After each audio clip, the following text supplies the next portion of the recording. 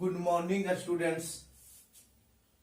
आज हम आपको इस वीडियो में नया चैप्टर यूनिट नंबर 4 चैप्टर का नाम है पृष्ठीय रसायन सरफेस केमिस्ट्री।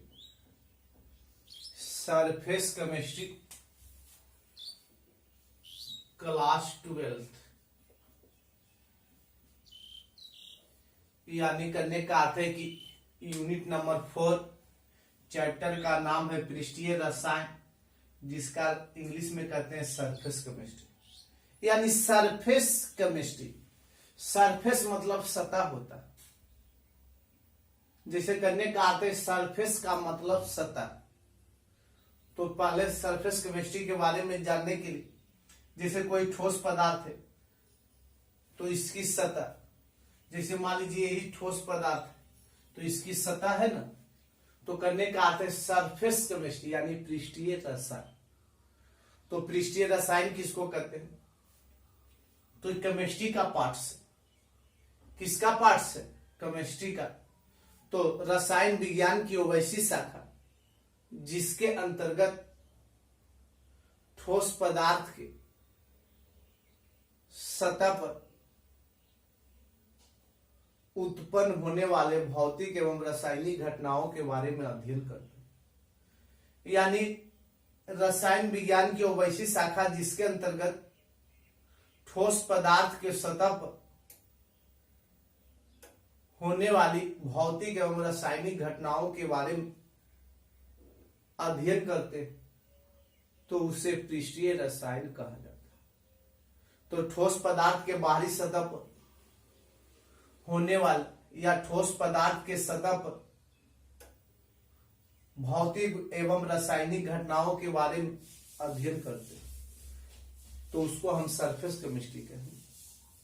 तो किसी भी ठोस पदार्थ के सतह पर, ठोस पदार्थ के सतह पर भौतिक एवं रासायनिक घटनाओं के बारे में अध्ययन करते हैं, तो उसे हम सरफेस केमिस्ट्री कहते हैं। तो सबसे पहले इसका परिभाषा लिखेंगे कि रसायन विज्ञान की वैसी शाखा जिसके अंतर्गत ठोस पदार्थ के सतह पर भौतिक एवं रासायनिक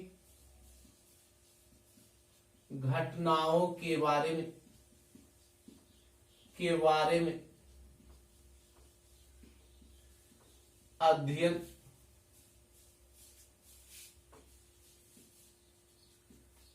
किया जाता है, उसे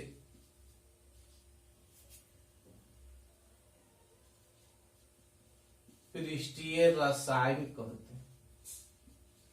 पृष्ठीय रसायन कहते हैं। यानी बताया गया कि रसायन विज्ञान की वो वैसी शाखा जिसके अंतर्गत ठोस पदार्थ के सतह पर भौतिक एवं रासायनिक घटनाओं के बारे में अध्ययन करते हैं। ठोस पदार्थ के सतह पर भौतिक एवं रासायनिक घटनाओं के बारे में अध्ययन किया जाता है, उसे हम पृष्ठीय रसायन पृष्ठीय रसायन कहते हैं। यानी रसायन विज्ञान की वो वैसी शाखा जिसके अंतर्गत ठोस पदार्थ के सतह पर भौतिक एवं रासायनिक घटनाओं के बारे में अध्ययन किया जाता है, उसे पृष्ठीय रसायन कहते हैं। उसे पृष्ठीय रसायन कहते हैं। तो इसमें सबसे इंपॉर्टेंट टॉपिक्स है जो हम आज आपको पढ़ा रहे हैं, जिसका नाम है अधिशोषण। अधिशोषण, एडजॉर्प्शन। अधिशोषण जिसको कहते हैं एडजॉर्प्शन। एडजॉर्प्शन, अधिशोषण। जैसे मान लीजिए ठोस पदार्थ, जिसे करने का अर्थ है कि ठोस पदार्थ के रूप में, हमने करने का अर्थ है कि चारकोल ली। जैसे ठोस पदार्थ के रूप में मान लीजिए कि चारकोल ली,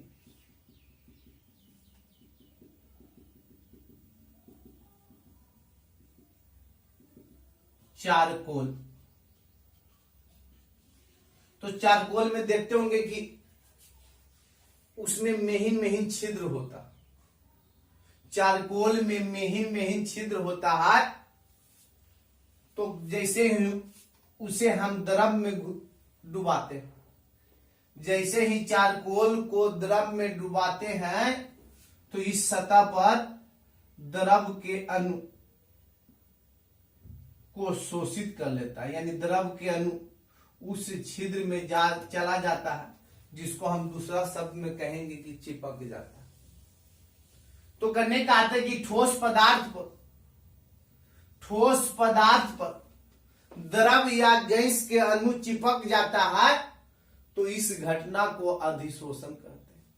यानी ठोस पदार्थ के रूप में हम चारकोल लिए और चारकोल को द्रव में डुबाए, तो करने का अर्थ है कि द्रव के अणु महीन महीन छिद्र में जाकर समावेशित हो जाएगा, जिसको दूसरे शब्द में कहेंगे चिपक जाता है। तो ठोस पदार्थ पर द्रव या गैस के अणु चिपक जाता है, तो इस घटना को हम अधिशोषण कहते हैं। इस घटना को हम क्या कहते हैं? अधिशोषण कहते हैं। या दूसरा शब्द में बोल सकते हैं कि ठोस पदार्थ द्रव तथा गैस के अणु को अपनी ओर आकर्षित करता है, तो वह भी घटना क्या कहलाएगा? अधिशोषण कहलाएगा। उस घटना को भी क्या कहेंगे? अधिशोषण कहेंगे।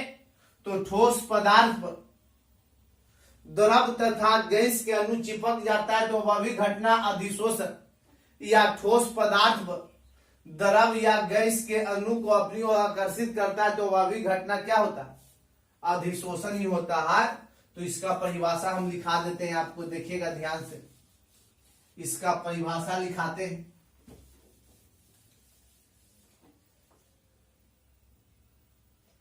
देखिएगा, ठोस पदार्थ के सतह पर, ठोस पदार्थ के सतह पर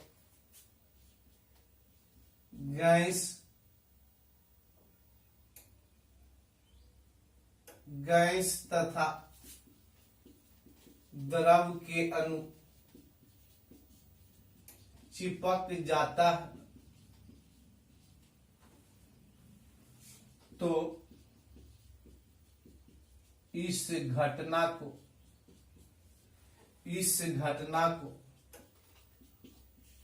अधिशोषण कहते हैं। इस घटना को अधिशोषण कहते हैं। मतलब ठोस पदार्थ के सतह पर द्रव तथा गैस के अणु या गैस तथा द्रव के अणु चिपक जाते हैं, तो यह घटना को अधिशोषण कहा जाता है। या दूसरा शब्द में बोल सकते हैं अथवा में कि ठोस पदार्थ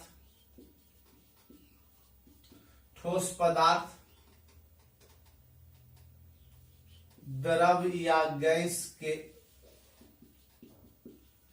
अणु को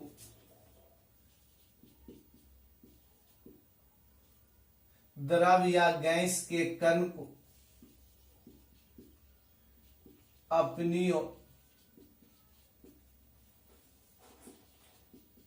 आकर्षित करने की घटना भी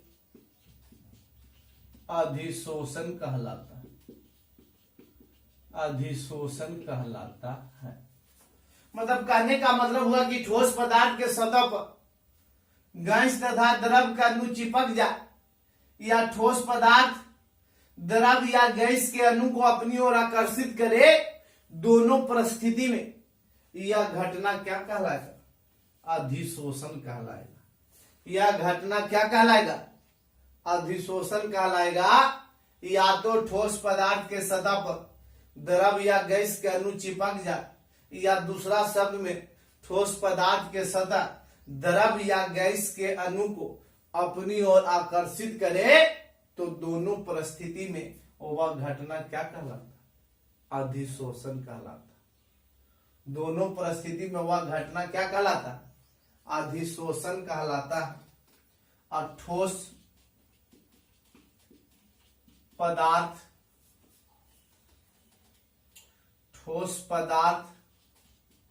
के सतह पर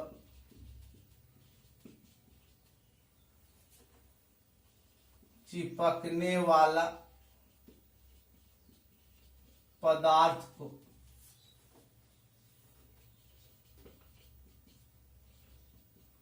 अधिशोषित पदार्थ और जिस ठोस पदार्थ पर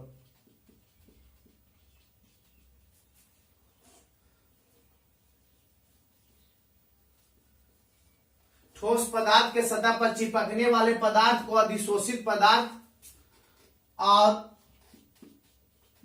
ठोस पदार्थ को अधिशोषक पदार्थ कहते हैं। अधिशोषक पदार्थ कहते हैं। यानी ठोस पदार्थ के सतह पर चिपकने वाले पदार्थ को अधिशोषित पदार्थ और ठोस पदार्थ को क्या कहते हैं? ठोस पदार्थ को अधिशोषक पदार्थ कहते हैं। ठोस पदार्थ को अधिशोषक पदार्थ कहते हैं। मतलब कहने का मतलब हुआ कि चारकोल का टुकड़ा अधिशोषक पदार्थ कहलाया। चारकोल के टुकड़ा क्या कहलाया? अधिशोषक पदार्थ कहलाया।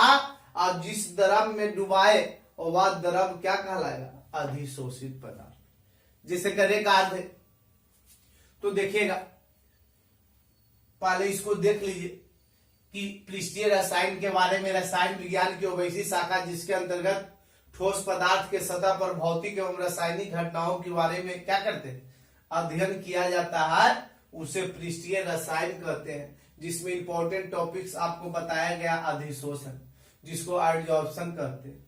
यानी ठोस पदार्थ के सतह पर द्रव या गैस के अणु चिपक जाए, या ठोस पदार्थ द्रव या गैस के अणु को अपनी ओर आकर्षित करे, दोनों परिस्थिति में वह घटना क्या कहलाता है? अधिशोषण कहलाता है। और ठोस पदार्थ के सतह पर चिपकने वाले पदार्थ अधिशोषित पदार्थ, यानी चिपकने वाले पदार्थ अधिशोषित पदार्थ और ठोस पदार्थ को अधिशोषक पदार्थ कहते हैं।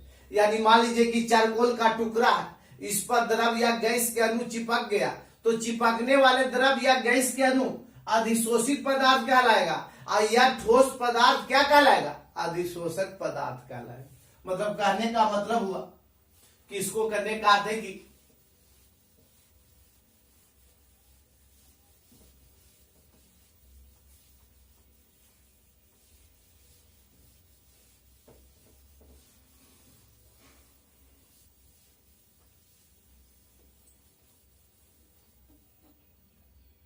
देखिएगा, मान लीजिए एक पात्र में यानी एक बर्तन में हमने जल ले लिया, यानी जल ले लिया। एक बर्तन में जल लिया गया और उसमें चारकोल के टुकड़े को डाला गया।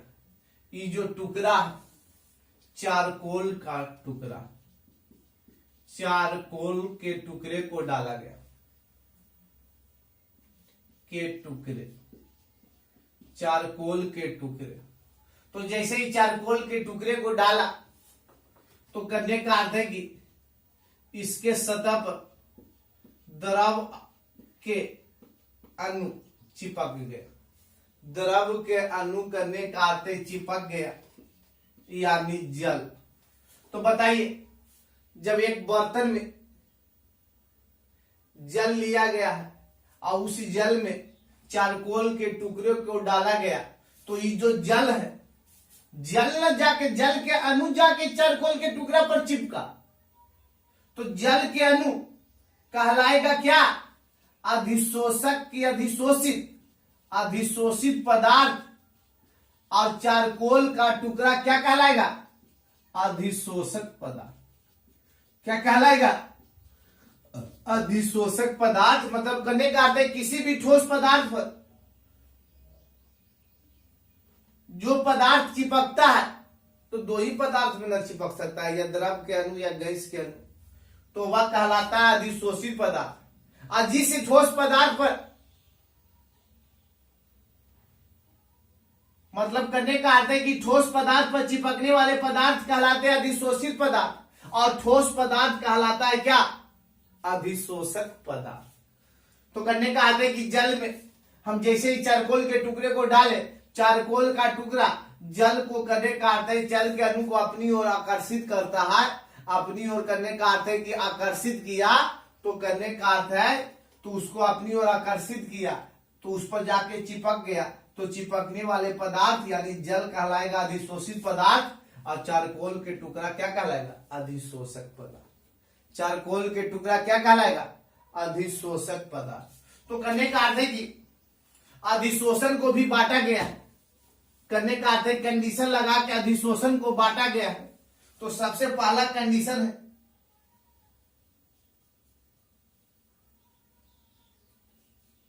द्रव,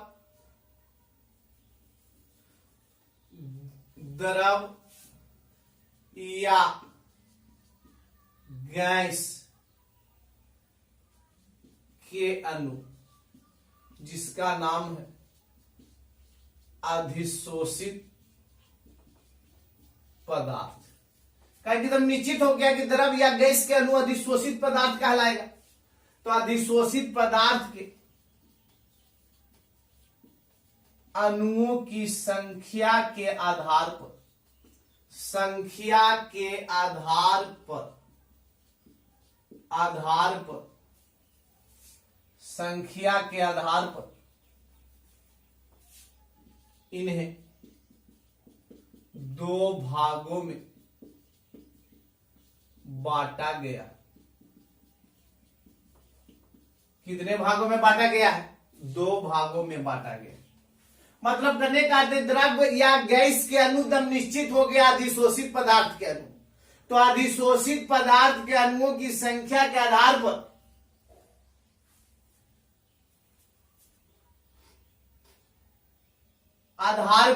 अधिशोषण को कितने भागों में बांटा गया है? दो भागों में, जिसको हम आपको करने का अर्थ इंडिकेट कर देते हैं अधिशोषण। इस तरफ और इस तरफ दो भागों में बांट दिए। पहला होगा धनात्मक अधिशोषण और दूसरा होगा ऋणात्मक अधिशोषण। धनात्मक को पॉजिटिव बोलते हैं, एडजॉर्प्शन, और ऋणात्मक को क्या बोलेंगे? Negative, negative adsorption. मतलब बताया गया कि अधिशोषण को दो भागों में बांटा गया। पहला धनात्मक अधिशोषण, पॉजिटिव एडजॉर्प्शन, और दूसरा ऋणात्मक अधिशोषण जिसको कहते हैं निगेटिव एडजॉर्प्शन। तो करने का आते पॉजिटिव का मतलब, अगर मान लीजिए कोई बिजनेस किए तो बिजनेस में पॉजिटिव हो रहा है, इसका मतलब है कि वृद्धि हो रहा है। अगर कोई आप बिजनेस किए उसमें निगेटिव हो रहा है, इसका मतलब है कि करने का अर्थ क्या हो रहा है? घाटा हो रहा है। तो पॉजिटिव का मतलब होता है वृद्धि यानी बढ़ना यानी अधिक, और निगेटिव का मतलब है कमी यानी घटना या कम भी बोल सकते हैं। तो करने का अर्थ है कि एक में अधिशोषित पदार्थ के, एक में अधिशोषित पदार्थ के अणुओं की संख्या अधिशोषक पदार्थ से अधिक होगा और एक में क्या होगा? कम होगा। देखिएगा परिभाषा लिखाने का से परिभाषा लिख लीजिएगा आप सुन के, हम आपको करने का आदेश बताते हैं। यहां पर लिख देते हैं अधिशोषित पदार्थ।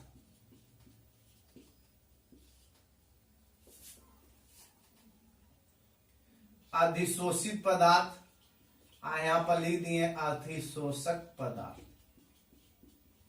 चिन्ह बता रहा है कि कौन बड़ा, इधर लिख दिए अधिशोषित पदार्थ और अधिशोषक पदार्थ। देखिएगा परिभाषा दोनों को आप लिख लीजिएगा, हमारी परिभाषा को सुनकर आप कॉपी में लिख लीजिएगा, खाली परिभाषा को समझ जाइए। यानी करने का अर्थ इसमें बड़ा है अधिशोषित पदार्थ, तो इसमें बड़ा है अधिशोषक पदार्थ। इसमें बड़ा है यानी धनात्मक अधिशोषण में बड़ा है अधिशोषित पदार्थ और छोटा है अधिशोषक पदार्थ। ऋणात्मक अधिशोषण में अधिशोषित पदार्थ छोटा है और अधिशोषक पदार्थ बड़ा है। अब देखना है विद्यार्थी कि दोनों के परिभाषा में किसका प्रकार है, अधिशोषण का। तो करने का अर्थ है कि धनात्मक अधिशोषण का परिभाषा बोलने के पहले हमारी परिभाषा को ध्यान से सुनिए और उसके बाद खुद लिख लीजिएगा कि अधिशोषण की वैसी घटना, इसमें भी वो भाषा लिखाएगा अधिशोषण की वैसी घटना और इसमें भी लिखाएगा अधिशोषण की वैसी घटना। यानी अधिशोषण की वैसी घटना जिसमें अधिशोषित पदार्थ के अणुओं की संख्या या अधिशोषित पदार्थ का सांद्रण अधिशोषक पदार्थ से अधिक होता है। ध्यान से हमारी बातों को सुनिएगा। अधिशोषण की वैसी घटना, इसमें भी भाषा वही चलेगा, धनात्मक अधिशोषण में भी अधिशोषण की वैसी घटना, ऋणात्मक अधिशोषण में भी वही चलेगा अधिशोषण की वैसी घटना। तो धनात्मक में अधिशोषण की वैसी घटना, अधिशोषण की वैसी घटना, अधिशोषण की वैसी घटना जिसमें अधिशोषित पदार्थ का सांद्रण, अधिशोषित पदार्थ का सांद्रण अधिशोषक पदार्थ के सांद्रण से अधिक होता है। अधिशोषित पदार्थ का सांद्रण अधिशोषक पदार्थ से अधिक होता है, उसे धनात्मक अधिशोषण और ऋणात्मक अधिशोषण में वैसी घटना या अधिशोषण की वैसी घटना जिसमें अधिशोषित पदार्थ का सांद्रण अधिशोषक पदार्थ से कम होता है। इसमें अधिशोषित पदार्थ का सांद्रण अधिशोषक पदार्थ से अधिक तो धनात्मक, और अधिशोषित पदार्थ का सांद्रण अधिशोषक पदार्थ से कम तो क्या हो जाएगा, ऋणात्मक हो जाएगा।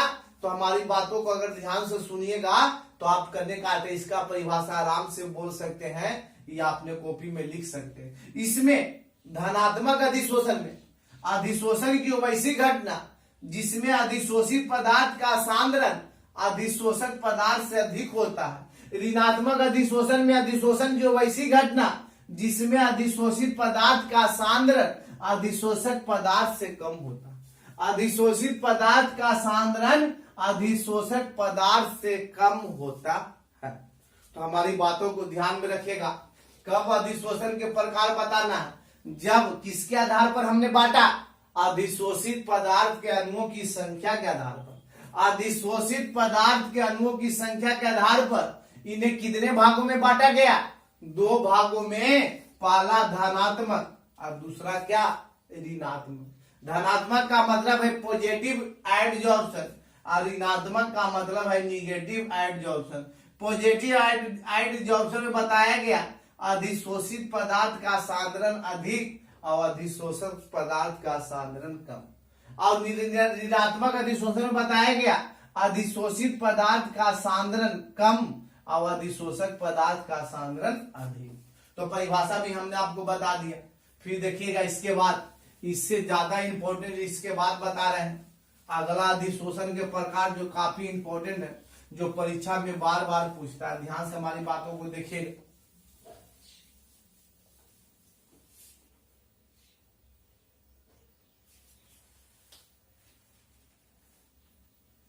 देखिएगा बहुत इंपॉर्टेंट है।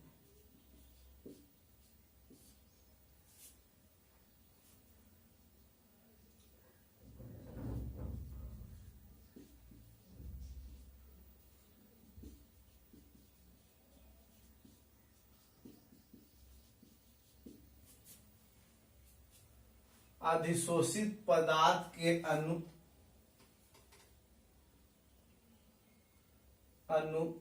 ठोस पदार्थ, यानी अधिशोषित पदार्थ के अणुओं में,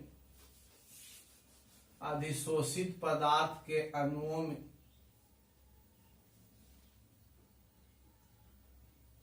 में बंधन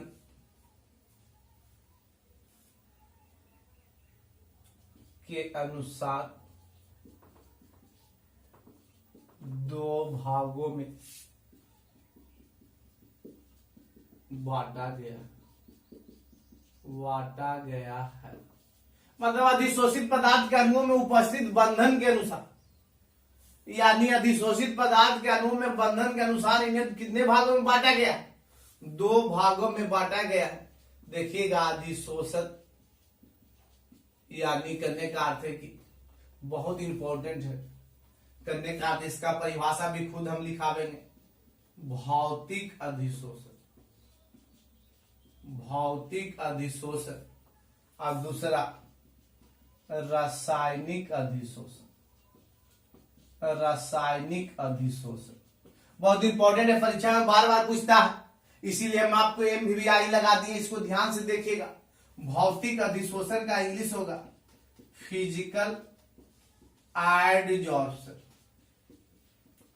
और फिर उसके बाद रासायनिक का केमिकल एडजॉर्प्शन, केमिकल एडजॉर्प्शन। अब देखना है विद्यार्थी कि फिजिकल एडजॉर्प्शन किसको कहते हैं और रासायनिक अधिशोषण किसको कहते हैं। यानी भौतिक अधिशोषण यानी अधिशोषित पदार्थ के अणु, इसका मतलब है कि द्रव या गैस के अणु, द्रव या गैस के अणु जो चिपकता है उसमें जो बंधन होता है, उसके अनुसार इन्हें कितने भागों में? दो भागों में बांटा गया। कितने भागों में बांटा गया? दो भागों में, भौतिक अधिशोषण और रासायनिक अधिशोषण। जितना भौतिक अधिशोषण इंपॉर्टेंट है उतना रासायनिक अधिशोषण इंपॉर्टेंट है। इसका मतलब है कि भौतिक अधिशोषण और रासायनिक अधिशोषण सरफेस केमिस्ट्री में काफी इंपॉर्टेंट माना गया है, जो परीक्षा में, बोर्ड परीक्षा में बार बार पूछता है, या दोनों के बारे में पूछे या इस दोनों के अंतर के बारे में पूछे।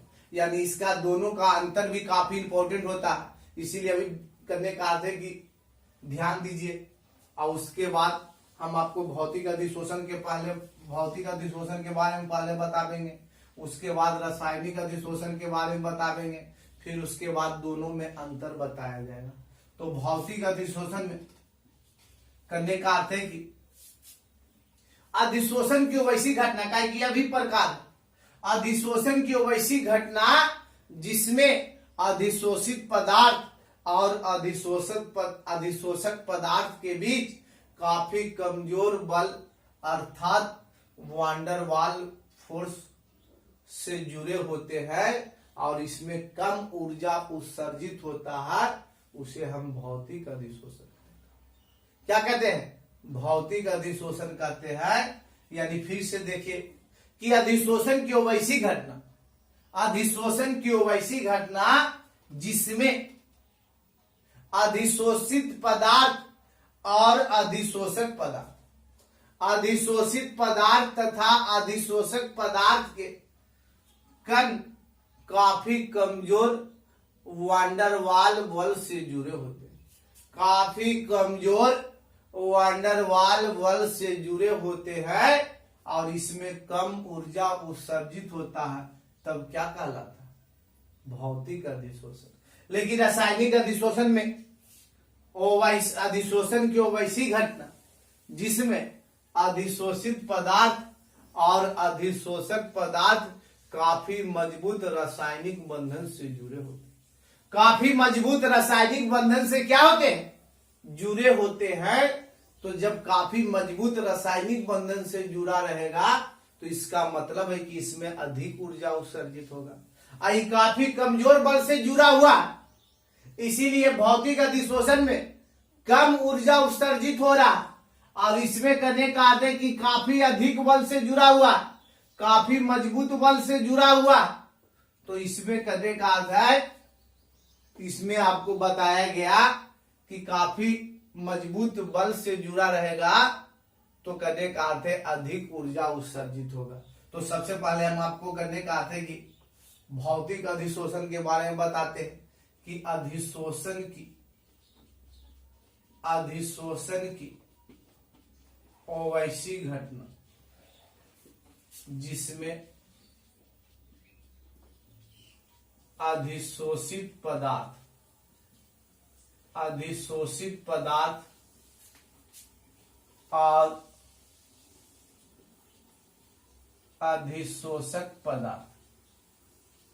और अधिशोषक पदार्थ के अणु काफी कमजोर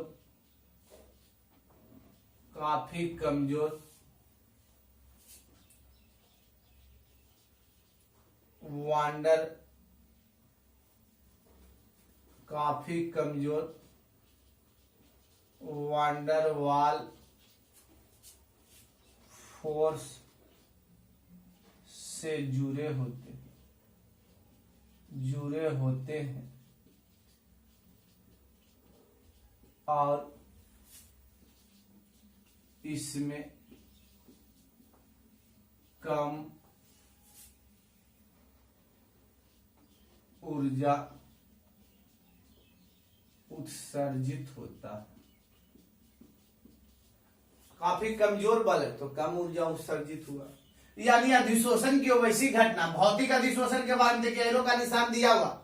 अधिशोषण की वैसी घटना जिसमें अधिशोषित पदार्थ और अधिशोषण पदार्थ के अणु काफी कमजोर वांडरवाल फोर्स से जुड़े होते हैं और इसमें कम ऊर्जा उत्सर्जित होता है। तो वह कौन सा ऊर्जा, यानी वह कौन सा अधिशोषण? भौतिक अधिशोषण, जिसको फिजिकल एडजॉर्प्शन कहते हैं। यानी अधिशोषण की वैसी घटना जिसमें अधिशोषित पदार्थ जो द्रव के अणु, यानी जो द्रव या गैस के अणु हो सकता है, और अधिशोषक पदार्थ जो सिर्फ और सिर्फ ठोस पदार्थ हो सकते हैं। यानी करने का अर्थ है ठोस पदार्थ के अणु आप काफी कमजोर वांडरवाल फोर्स से जुड़े होते हैं, यानी दोनों आपस में काफी कमजोर बल